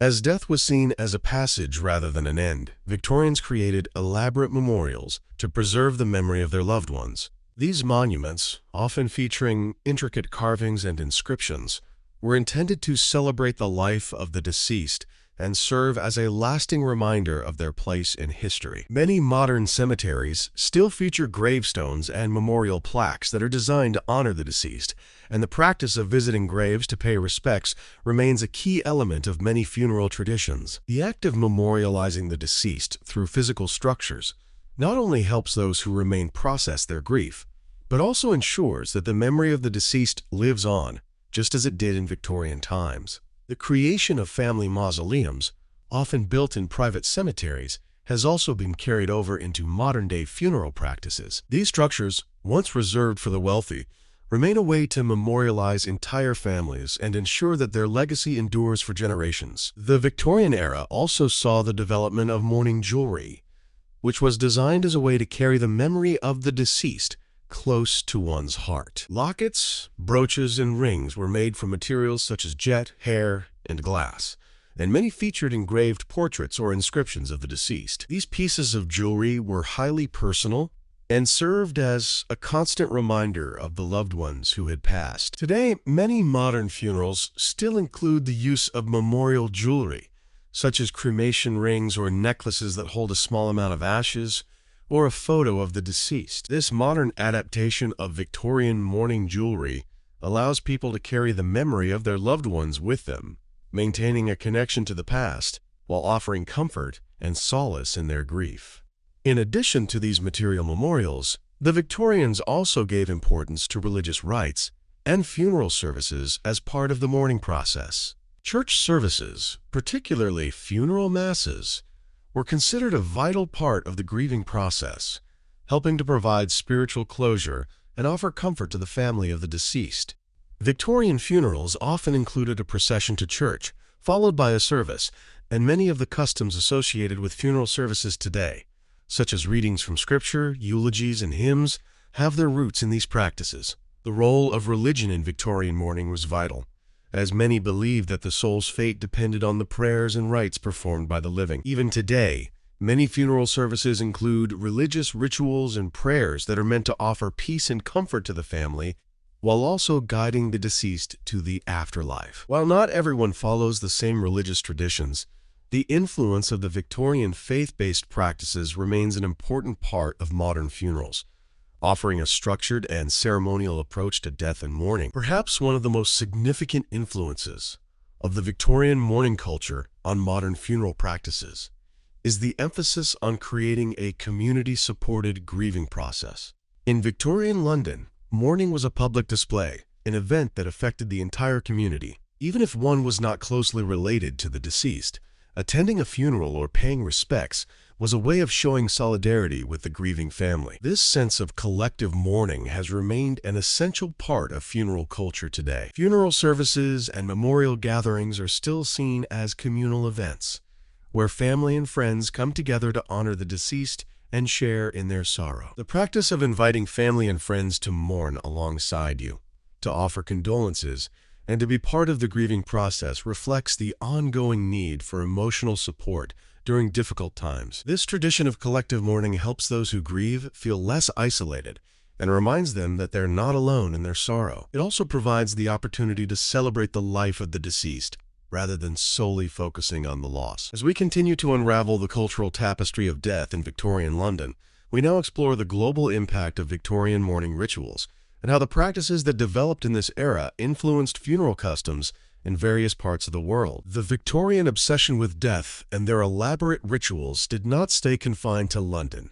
They spread to other countries, influencing the way death was commemorated in diverse cultures. The mourning customs that flourished in Victorian Britain left a significant mark on funeral practices, particularly in Western societies, and those heavily influenced by Victorian and Christian traditions. The Victorians were a society obsessed with memorializing death, and their mourning rituals were designed to create a visible record of the deceased's life and legacy. The rituals they developed were a way to affirm social status, family ties, and the continuity of life beyond death. This idea of creating a lasting tribute to the dead through headstones, funeral processions, memorial jewelry, and other mourning objects was not unique to Britain. As the Victorian Empire expanded, these practices were adopted by other nations, especially those that had been influenced by Christian culture or British colonization.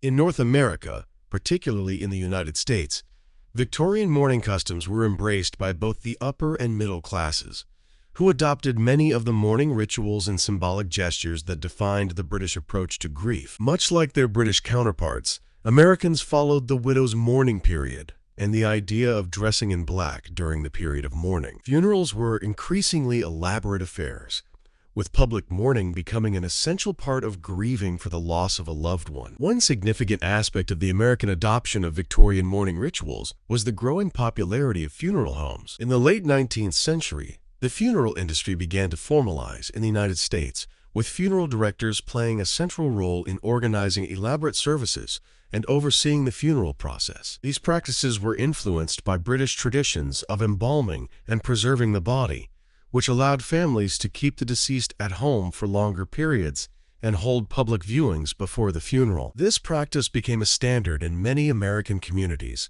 allowing people to mourn in the same public way that the Victorians did in London. The practice of embalming itself was a significant aspect of Victorian funeral customs that spread across the Atlantic. Embalming became widespread during the Civil War in the United States, where soldiers' bodies were preserved and returned to their families. The Victorians had already embraced the idea of preserving the deceased as a way of holding on to memories and providing closure. The American funeral industry took this practice further, with funeral directors becoming more skilled at creating a lifelike appearance for the deceased. This desire to preserve the dead reflected the Victorian need to retain a connection to loved ones after they had passed. While Western nations widely adopted Victorian mourning customs, the influence of these rituals reached other parts of the world as well, albeit in modified forms. In many colonial territories under British rule, such as parts of Africa and India, the influence of Victorian mourning practices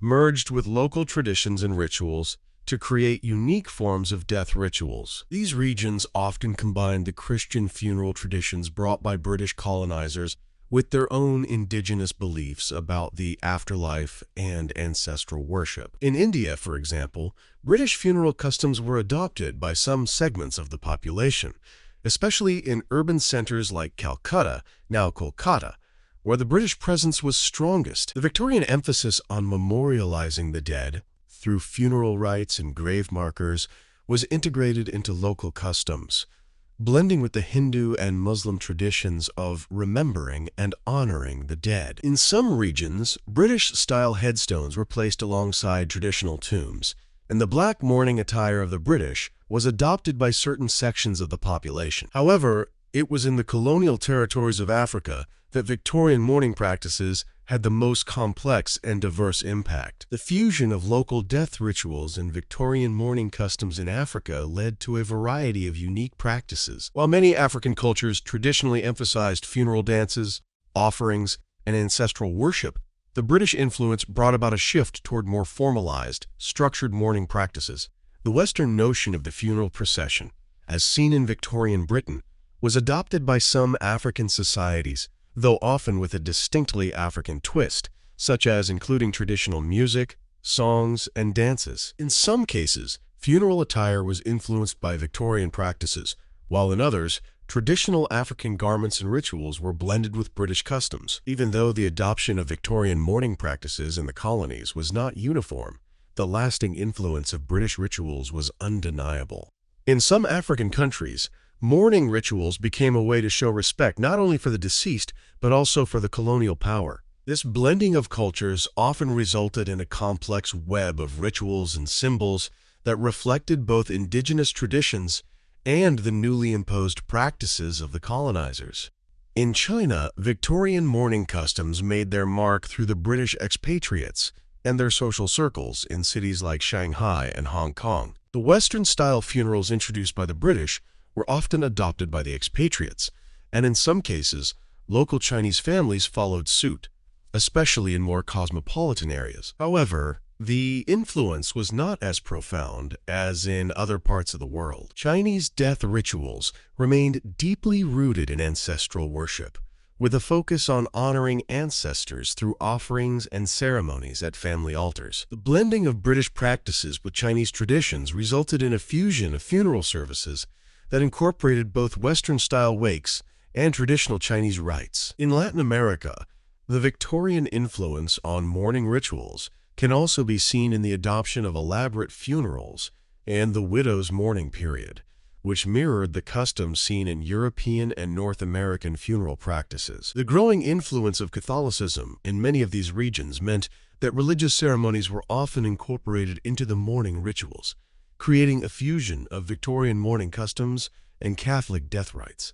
In countries like Mexico, the Victorian emphasis on memorialization was reflected in the elaborate Day of the Dead celebrations, where families honor and remember their deceased loved ones. Though rooted in indigenous traditions, the idea of memorializing the deceased through photographs, altars, and grave visits was influenced by Western practices, including those of the Victorians. As we look at the global influence of Victorian mourning customs, we see how these rituals helped shape funeral practices around the world. The cultural exchange of death rituals between Britain and its colonies, as well as between Western societies and non-Western cultures, allowed for a blending of customs that created new, hybrid forms of mourning. Whether through the adoption of mourning attire, the funeral procession, or the rise of memorialization, the Victorian obsession with death left a legacy that has endured in diverse forms across the globe. As we continue to unravel the cultural tapestry of death in Victorian London,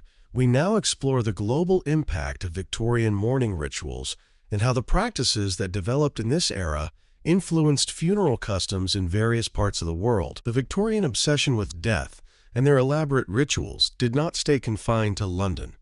They spread to other countries, influencing the way death was commemorated in diverse cultures. The mourning customs that flourished in Victorian Britain left a significant mark on funeral practices, particularly in Western societies and those heavily influenced by Victorian and Christian traditions. The Victorians were a society obsessed with memorializing death, and their mourning rituals were designed to create a visible record of the deceased's life and legacy. The rituals they developed were a way to affirm social status, family ties, and the continuity of life beyond death.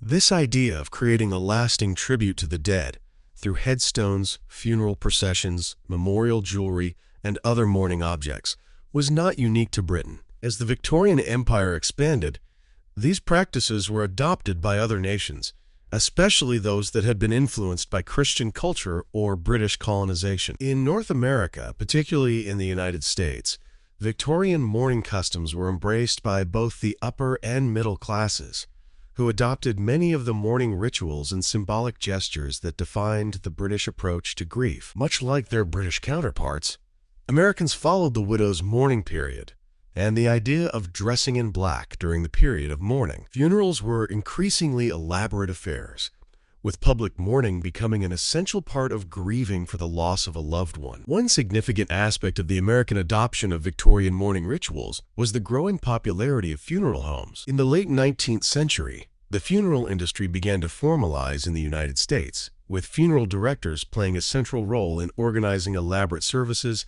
and overseeing the funeral process. These practices were influenced by British traditions of embalming and preserving the body, which allowed families to keep the deceased at home for longer periods and hold public viewings before the funeral. This practice became a standard in many American communities, allowing people to mourn in the same public way that the Victorians did in London. The practice of embalming itself was a significant aspect of Victorian funeral customs that spread across the Atlantic. Embalming became widespread during the Civil War in the United States, where soldiers' bodies were preserved and returned to their families. The Victorians had already embraced the idea of preserving the deceased as a way of holding on to memories and providing closure. The American funeral industry took this practice further, with funeral directors becoming more skilled at creating a lifelike appearance for the deceased. This desire to preserve the dead reflected the Victorian need to retain a connection to loved ones after they had passed. While Western nations widely adopted Victorian mourning customs,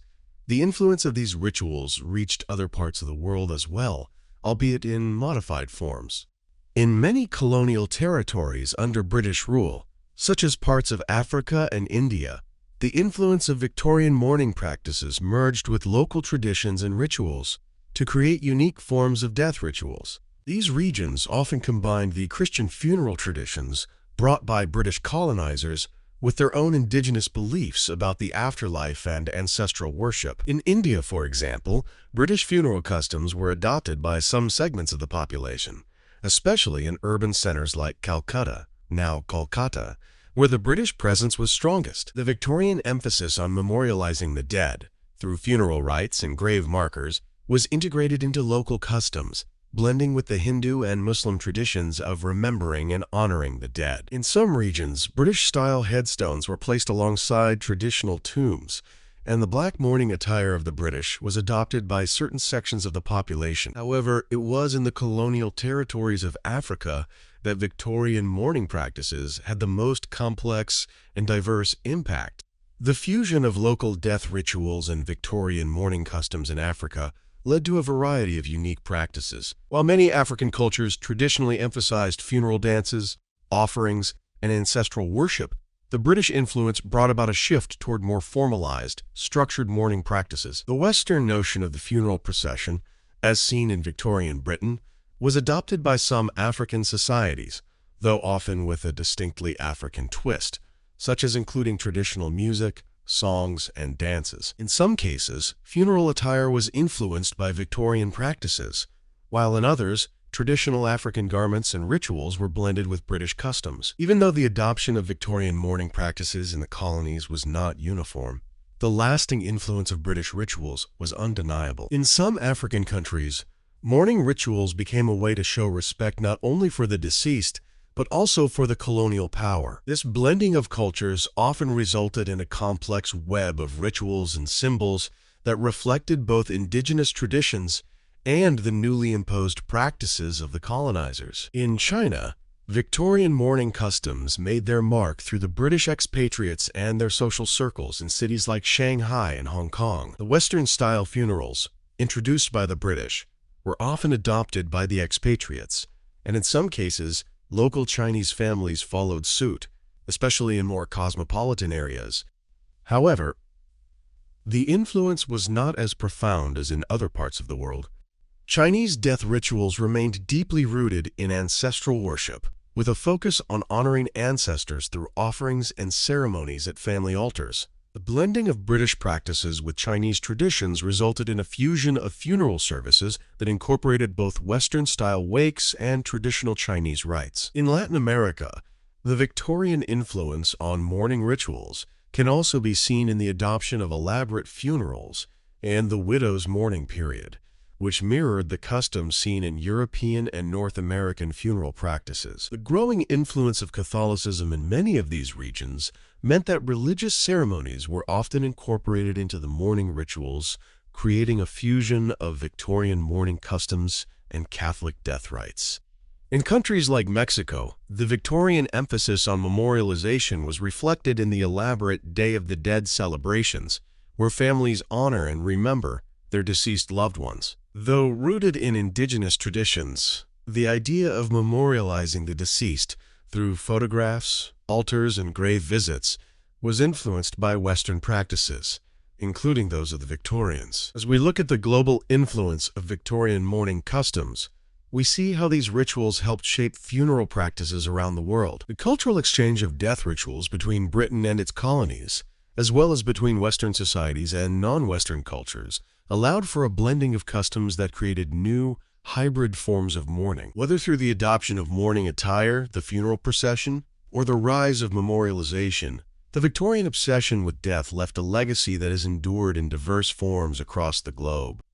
As we continue our exploration into the Victorian culture of mourning, it is important to understand how the mourning rituals and customs that flourished in the 19th century continue to shape modern funeral practices today. The Victorian era was a time of profound transformation in terms of both social structures and cultural attitudes toward death, and many of the traditions that were established during this period have had a lasting impact on the way we memorialize and bury our dead in the present day. In particular, the Victorian obsession with death and the ritualization of mourning played a significant role in shaping the funeral industry as we know it. One of the most important legacies of Victorian mourning customs is the establishment of funeral homes. While families had traditionally cared for the bodies of their deceased loved ones at home, the Victorian era saw the rise of professional funeral directors who specialized in organizing and overseeing funerals. These funeral homes became essential in helping families manage the practical and emotional aspects of mourning. The emergence of the funeral industry was closely tied to the growing desire for ritualized memorials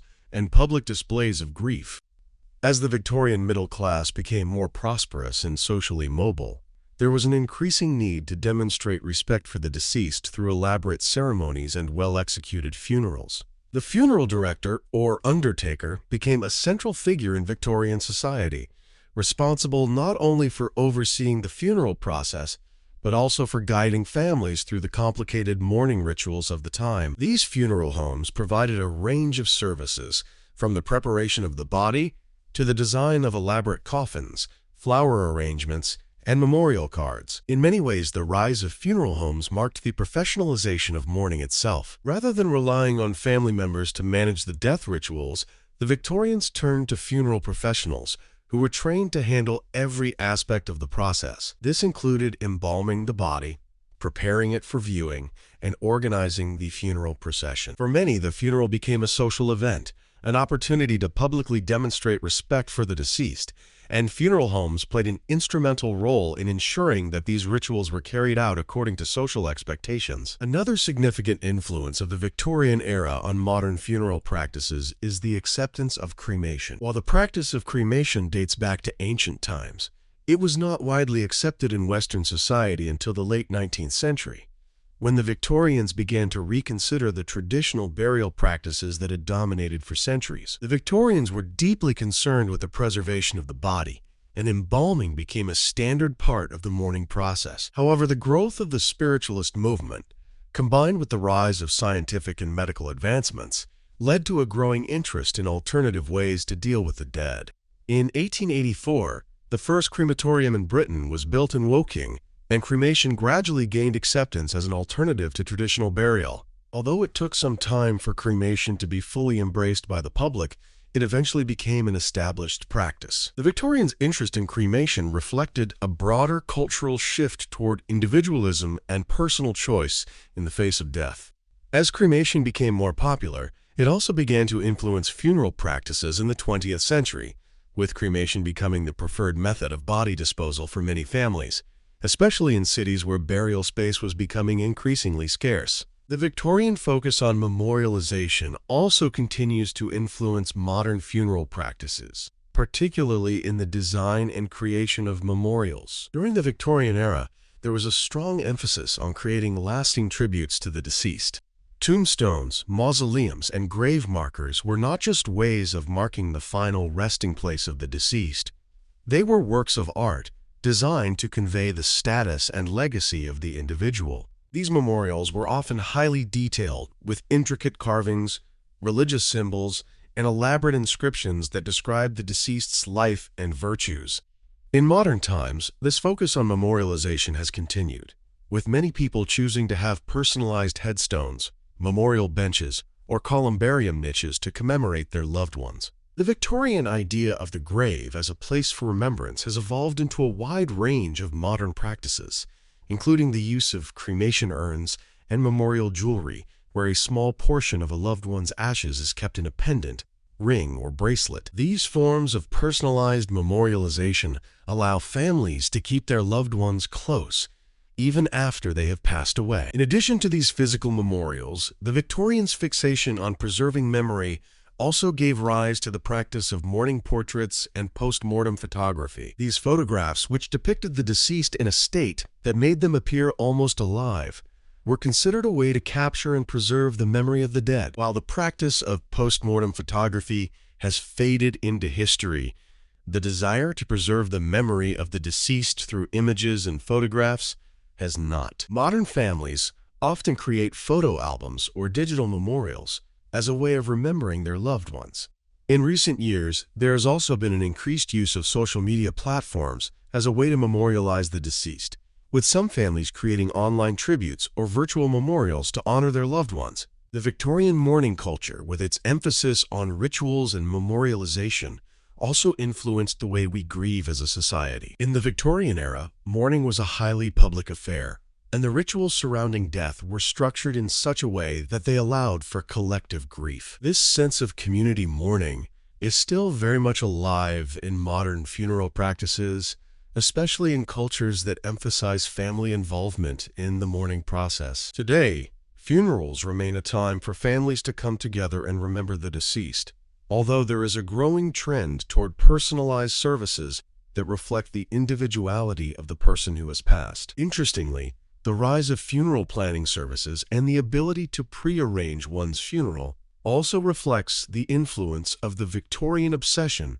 with controlling death. In the Victorian era, the funeral director played an important role in managing all aspects of the funeral.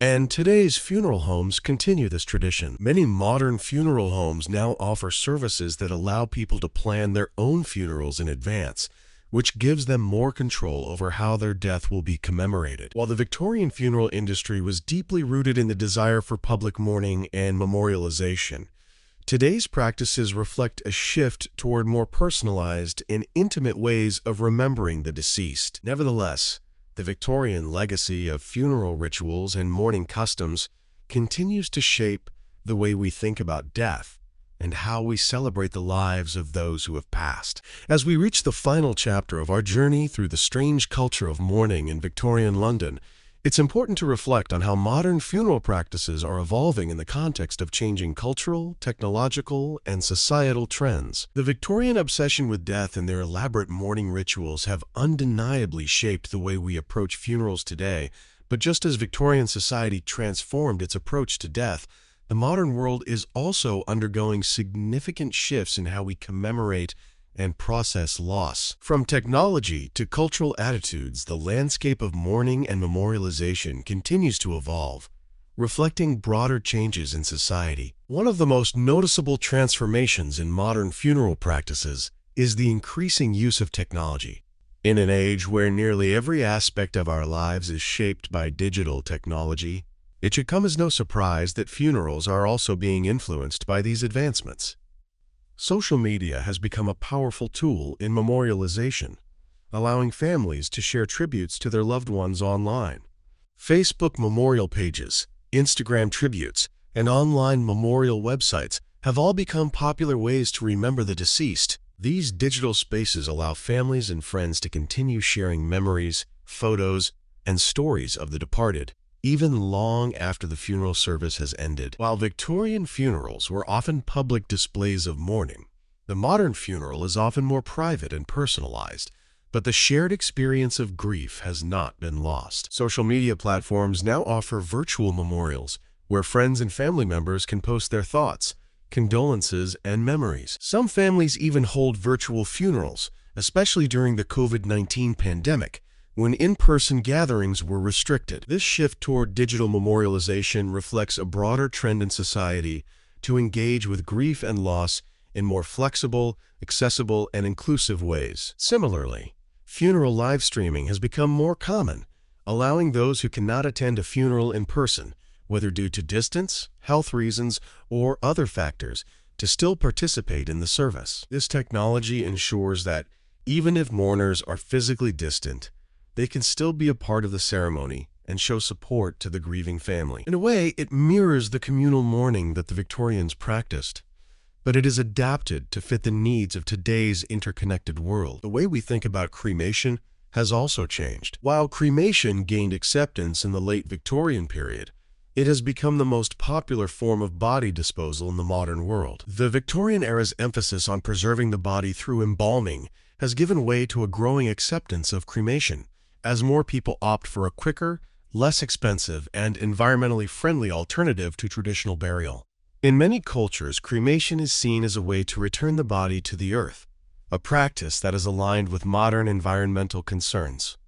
The cremation urn itself has evolved into a highly personalized item, with families choosing to keep their loved ones' ashes in unique containers, ranging from artistic urns to customized jewelry. Another area where modern practices differ from Victorian traditions is in the concept of the funeral service itself. While Victorians often held highly formal and structured services in religious settings, today's funerals are becoming increasingly non-traditional and personalized. For many people today, the funeral is no longer exclusively a religious service, but rather an opportunity to celebrate the life of the deceased in a way that reflects their personality and preferences. Celebrations of life have become increasingly popular, where mourners focus on the positive aspects of the person's life, their accomplishments, and the joy they brought to others. Modern funerals are also more inclusive of diverse cultural practices, reflecting the globalization and multiculturalism that define contemporary society. In cities around the world, funeral services are often a blend of traditional and modern elements, as well as a fusion of various cultural and religious customs. For example, in cities like London, New York, and Los Angeles, funeral homes now offer a wide range of options for different faiths and beliefs, from Christian and Jewish services to Hindu and Muslim rites. This inclusivity reflects a broader cultural shift toward embracing diversity and honoring the individuality of both the deceased and the mourners. Another significant shift in modern funeral practices is the increased focus on sustainability. Just as the Victorians were concerned with memorializing the dead in lasting, meaningful ways, today's society is concerned with the environmental impact of burial and cremation. Traditional burial practices, which often involve the use of non-biodegradable caskets and toxic embalming fluids, are increasingly seen as environmentally harmful. As a result, many people are turning to green burials, which use biodegradable materials and natural burial grounds. Biodegradable urns, which allow cremated remains to be buried in a way that nourishes the earth, have also become increasingly popular. These environmentally friendly practices are a reflection of the modern world's growing awareness of sustainability and eco-consciousness. In addition to the changing nature of the funeral service, death rituals have also shifted in terms of how we process grief on a personal level. The Victorians adhered to strict mourning periods, during which they were expected to suppress their emotions and outwardly express grief in a socially acceptable manner.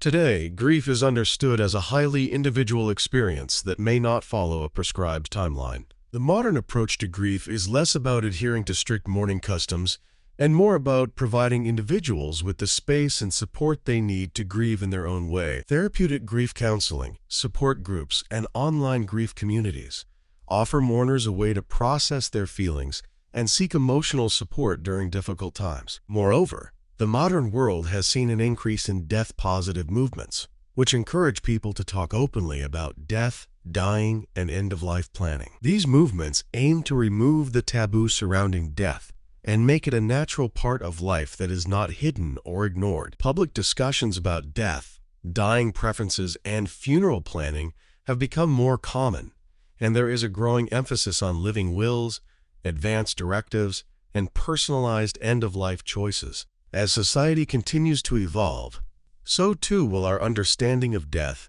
and the rituals that surround it. The Victorian legacy of funeral customs, with its focus on ritualized mourning and memorialization, remains an important part of our collective history.